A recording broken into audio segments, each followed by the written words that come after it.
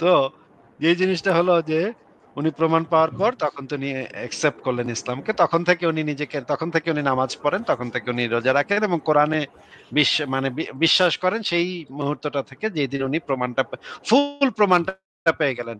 এবং আহ তাহলে ফারাজ ভাই, ওই যে যেই সময় উনি এই জিনিসটা প্রমাণটা পাইলেন, তার আগে তো নিশ্চয়ই উনি অন্য ধর্মগ্রন্থগুলো পড়ছেন, তাই না ফারাজ ভাই, কি বলেন আপনি?